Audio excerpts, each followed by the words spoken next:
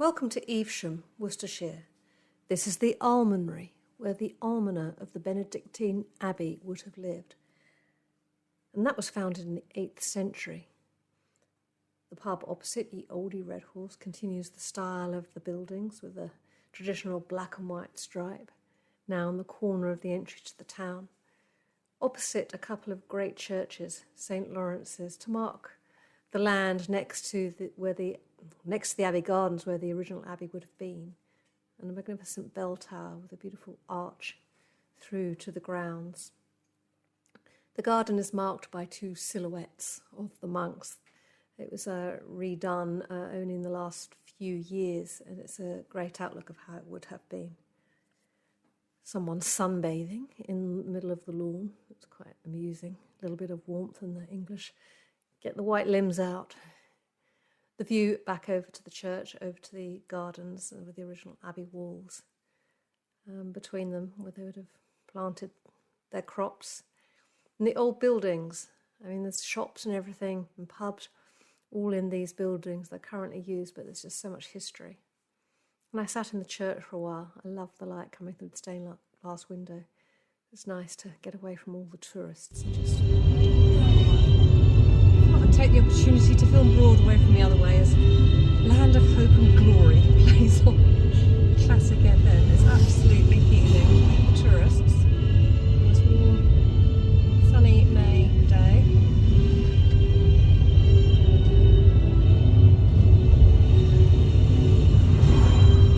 This is the classic song from last night of the proms. The Royal Albert Hall held every year.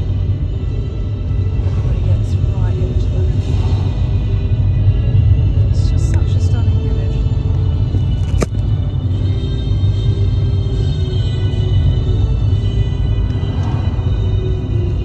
So blessed to be able to stay here 2 weeks. Horse and hounds. Bakeries. There we go. Always nice to come home to the dogs. Ella loves putting her nose on my lap as I'm sitting there and just giving me that look of love. And the cherry blossom is out everywhere at this time. There's a blossom trail you can drive through this part of the world in May, very much like the Japanese cherry blossom trails. And a still of Broadway. These buildings will never cease to fascinate me with their beauty. Really are stunning. And I headed to Farncombe Estate for my yoga class. It's split into 3 hotels and a number of offices and yoga studios, and I arrived early. Just took in the vista. Can you imagine staying or working in a place like this? That's Broadway Village down there with the church that I walked past. And the little lake out the back. Imagine taking your lunch breaks and in this idyllic setting. It really is quite magnificent. And I love the details on the statues and the age of them. How many people have stood and looked at this beautiful girl. Quite amazing. And I went back to Snow's Hill. I wanted to take it in again without looking through the camera continuously. And this is coming into one of the rooms with Henry VIII, his oil painting on wood. Because it would have gone to the Crown at one point when he, the Reformation came in and he claimed all the land. Me outside in the sunshine in the gardens of Snow's Hill. And then we headed to the bookshop, and I love this idea that you could buy a book that you didn't know what it was and have a blind date with a good read. What a great idea. Next morning it's back to the sheep in the fields with the lady there counting her sheep, making sure they're all there, giving them some food. She'd driven through the village on her quad bike, a bit like Hagrid in Harry Potter. Him tearing down, no helmet or anything, and he had to count the sheep and give them some food. And then Alfie lapping up the water in the stream, as they both did every day. It was their sort of break halfway round to take a drink. And then I head to Stow on the Wold, and this Porch House is the oldest pub in England, AD 947. Unfortunately, it was shut because there was a horse there. And I was rather proud of my nippy little bit of driving at Bourton on the Water. Always good to get a spot. And this is the beautiful village, one of those idyllic Cotswold places with the little bridges all down, and shops and tourists. And I had an ice cream, which was rather a treat there, and just loved the little bridges over the river. I'm here at Water in the Water Model Park. I can't go past Model Park. I love them. I loved them as a kid. I always felt so big. Sorry, someone's trying to pull me up. Thank you. Thank you. It looks like these ones are under restoration. Don't often see that. So Bourton in the Water is a beautiful village I've just walked through. You can get so many pictures of what it might look like. So this is the ideal way of seeing it close up. So it's 1/9 to scale. And ship shed, yes, I walked along here earlier. It's incredibly cute, and they changed the names as they go. You can imagine the whole village, 1/9, 9 times as big, I should say. The church in the background, little corner cottage, the Dow house. Back of the buildings here. I have to get an instant tour of Cotswolds village in a couple of minutes. It's the farm.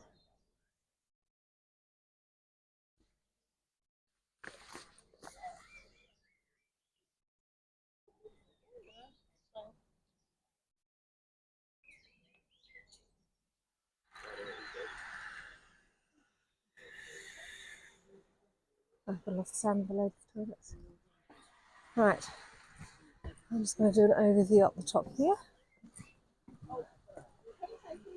Look at the village as a whole. Very English thing to do. Model villages, I love them. Just a couple of still pictures of the village to give you some kind of scale with the people. We're standing next to the church. I never get bored of it. And then we head home, so I take you on the journey with me.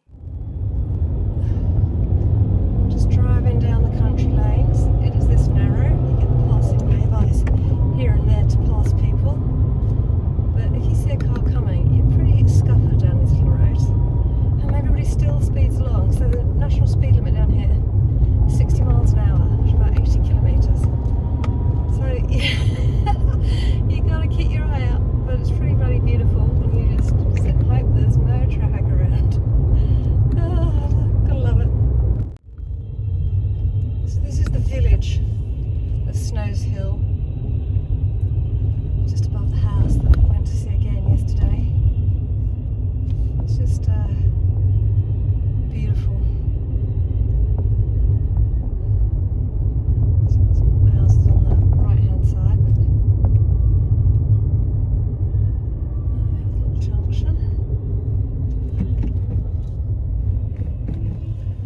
You can't see a thing. You just go and you just hope that there's nothing coming. Always nice to come home to the dogs. They're giving each other some company here. Have some love, they say. They're very cute, Alfie and Ella. And I went to the local cinema club to watch Wicked Little Letters, and the audience was most titillated by the foul language in the movie. It really was quite entertaining. And I love these bottles made of paper. Never seen anything like it, just in the local supermarket. I like taking pictures of the difference. And here's just another couple of still shots of Broadway. The stone walls and gardens and cottages. It's just such a beautiful vista. And these are some of the oldest houses, or most photographed houses. 1553, I was talking to the owner. Used to be an old bakery on the old coach road. And lovely Val, Jane's mum, who I spent a couple of Friday nights with, putting the worlds to right over a couple of shardies. She was so sweet. And Bill, bless him.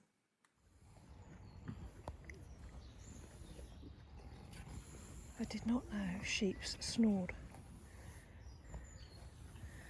Now I've just got to get the goat out of the way to get through the stile.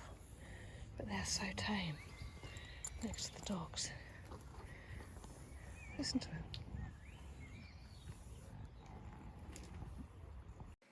Here at Stratford upon Avon, ready to do a walk off the town with the canals and the river Avon.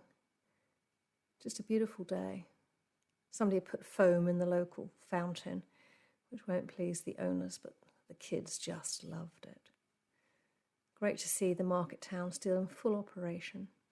This is a glimpse down one of the little roads that would have been around in Shakespeare's time, up here through to the ghost village of Stratford. And I love the vernacular. Really spectacular, as they say. And there was a civic parade on. The new mayor was in town. So these guys were coming by with a marching band. And you can see the dignitaries behind with all their chains and paraphernalia about to walk through the city. We saw it all on this tour, believe me. And then we came up to the birthplace of Shakespeare. Most interesting story with John, his father, who was a glover, involved in very many illegal businesses. But Shakespeare made his money through being a shareholder in the theatres. This is a great story about the originations of Harvard University in the States and how it came about, all associated with Stratford upon Avon. Really interesting. And this is the Guild Hall, built in 1420, where Shakespeare would have gone to learn to write and then later on to act as well. And then we had some sightseers. Henry VIII, this is something now. You know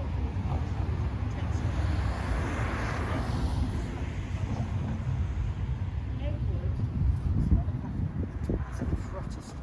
He's never been.